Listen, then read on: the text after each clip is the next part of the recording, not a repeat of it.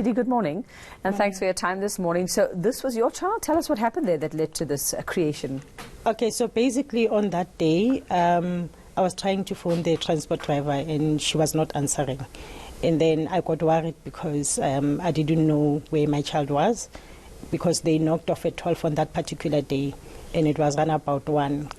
I could not locate her. Then I went home, but I found her seated there.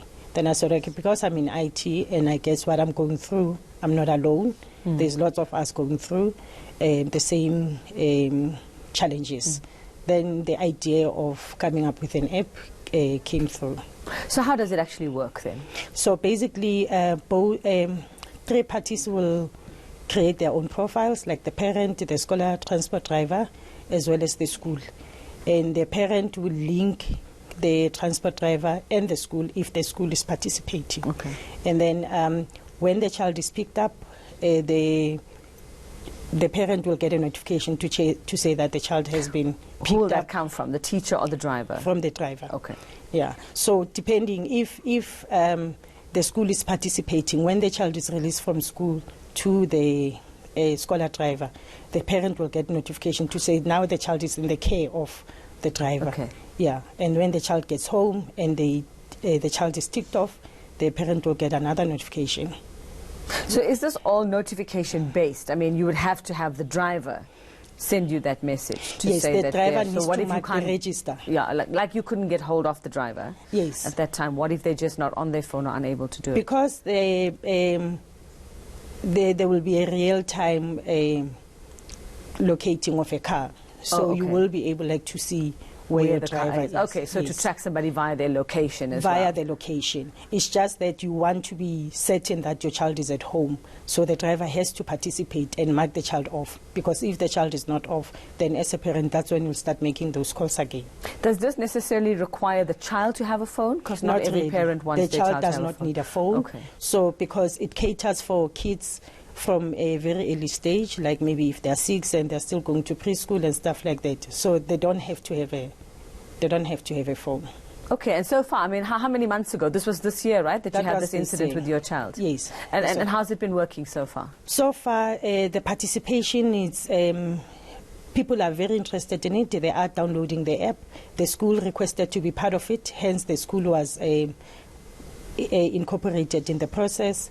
And the people are downloading it because, remember, because of this child trafficking and stuff like that, most parents are going through hell in terms of not knowing where the whereabouts of the child is. Or just bad driving in some cases. Yes. I mean, no disrespect, but I have seen some transport drivers transporting kids, and it is shocking to see the conditions under which some children are transported. Some of them are piled, little kids, into the front seats, more than one. The cars, some of them look overloaded as well. Yes. Would your app go some way as well to keep track of things like that, or is it merely just departure and arrival times? The app is actually enabling the parent and the driver in terms of from technology point of view. So already the relationship has been there. Yeah. If the parent has put the child in a piled car, we are just managing or putting the technology to enable them to communicate. That's all we do. Okay, so safe driving or anything like that is not part of it yet, not to part see of how, the app. if somebody's got from point to point A to point B in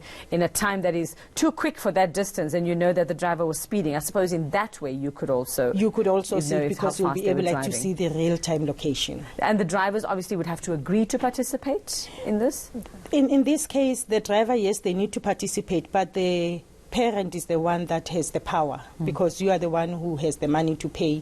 If the driver is not participating, you can always move to another driver that was willing to participate, because we are in the technology space, and over and above that, we are always worried about our kids. Yes, so they have to participate. Is this affordable for most parents? It's who would free. need? It's free. It's okay, free. Great. So it's free. It's free use application.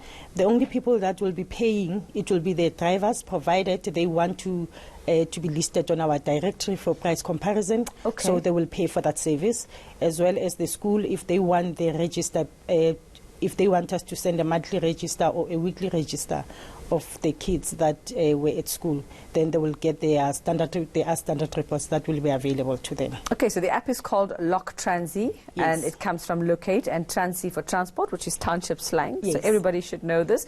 And it's available freely at the moment for any parent who needs to use it. Definitely. Okay, fantastic. Well done. You see, mums know what needs to get done in this business. Lock Transy founder Tshidi Morabi just describing for us how this app works and what led her to do it after a little bit of a difficult day when she couldn't find her child.